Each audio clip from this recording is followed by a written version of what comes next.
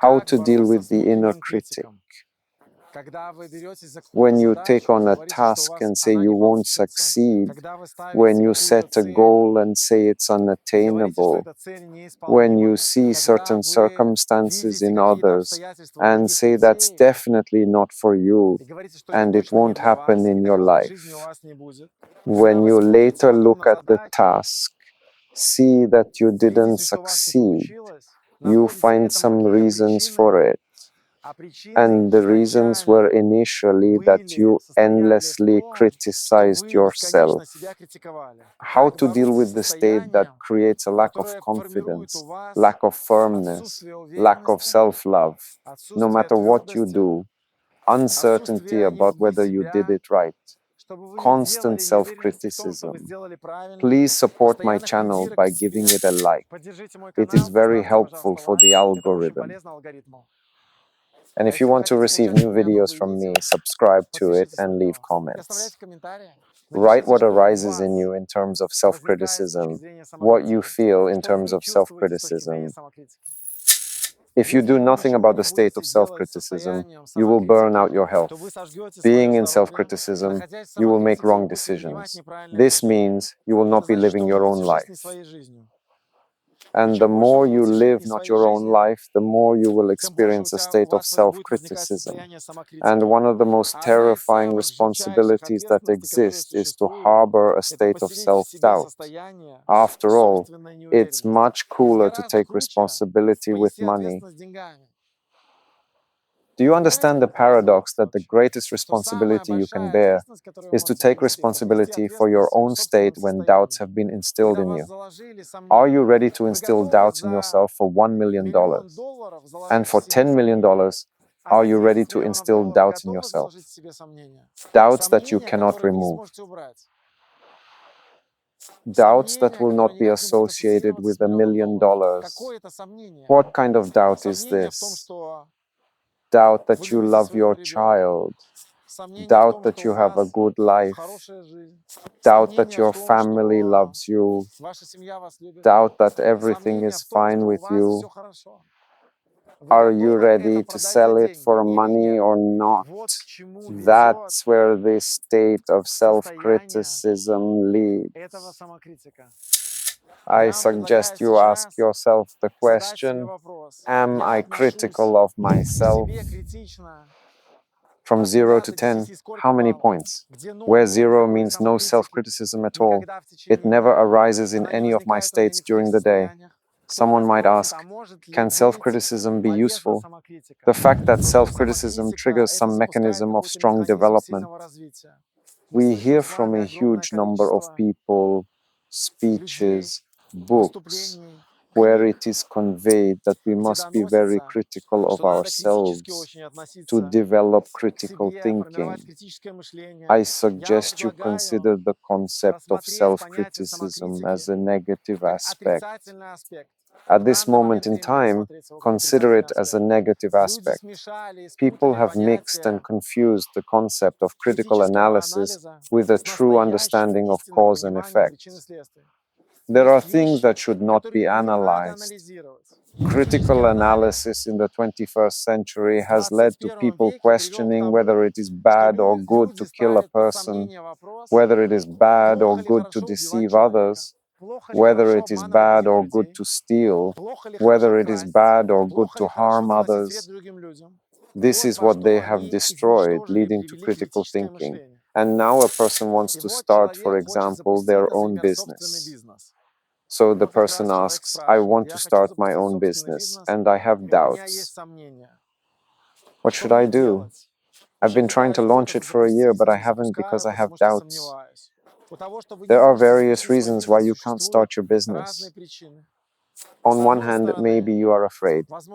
It's your inner fear. On the other hand, you are not starting your business because you simply don't need it. It would be a mistake if you start it. If you look closely, the essence is not in the business itself. A huge number of people make mistakes choosing education, getting married, starting some business, getting a job somewhere. They realize after certain years that they made big mistakes. First of all, in any matter where you see this stop and want to figure it out. Is this really self-criticism, or is it a healthy state of understanding that I don't need to do this?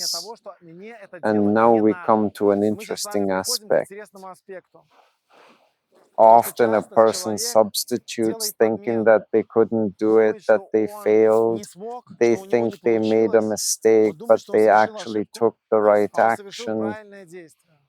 And you need to look at this very closely, because a lot of actions that you don't take, you didn't need to take them. They weren't necessary for you.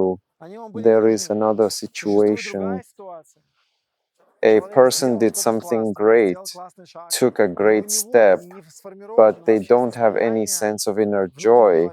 The person doesn't feel like they've done something really cool, can't be happy for themselves.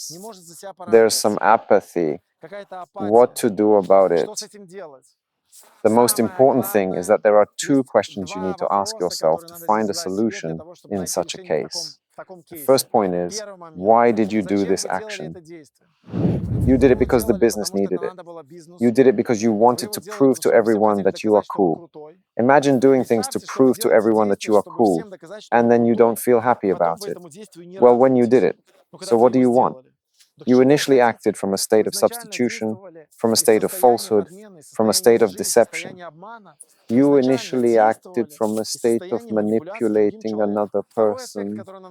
The second aspect to consider when you are not happy with this action is to see if it is truly well done, if you have genuinely solved the issue that was at stake in this matter. Did you truly resolve this situation? If you truly resolved it, if you did it from adequate, absolute motives, then such an emotional state will not arise. There is also a situation that was just shared and written about. A situation arises where a new opportunity appears. This new opportunity brings new money, a new career, or new business, new partnerships, but an internal feeling arises that you won't manage. A state arises where I feel I can't do it, that it won't work out. The inner critic just devours everything inside out. There is a whole combination of things for this. You need to find the source and see what it is. This is because society around you transmits this to you, close people transmit it to you, because you have already fallen into such situations and did not cope. Or it is because throughout your life, with absolutely any task, you doubt yourself. You can deal with this situation by looking at how you criticize other people. You can deal with this specific situation when you look at how you criticize others. See how many people you criticize during the day, how many times during the day you thought that this person would not succeed. How many times during the day did you say about your colleagues or your employees how they are incompetent, how they won't be able to complete a task? And don't be surprised why you yourself have developed such a state. A person says, I made a mistake, did a bad deed, and is overwhelmed by incredible shame, apathy. And this criticalness, self-criticism arises. There are two states of healthy assessment of one's own mistakes. If you feel like hiding, it means you are absolutely not ready to live with responsibility and bear it. There is a second state. When you made a mistake, you know about it, and you are ready for this responsibility. The problem is that in the 21st century, people are used to not taking responsibility.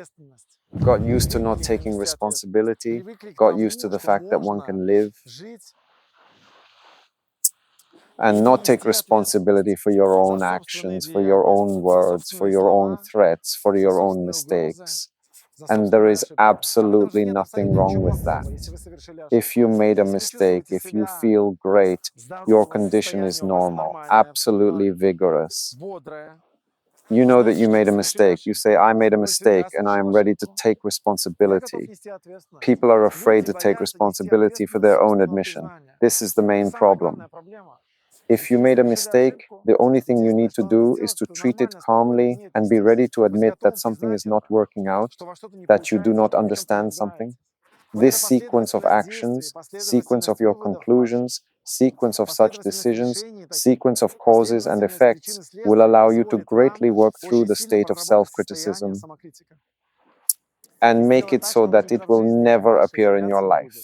And I wish you this endlessly, because the absence of self-criticism is possible only if you are a person who moves towards true development, who moves towards the true values and truths of the world, who lives by the laws of the universe.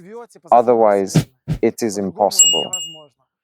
If you have this state of dissatisfaction, searching in external material objects, then you are merely, or not merely, you are on some path.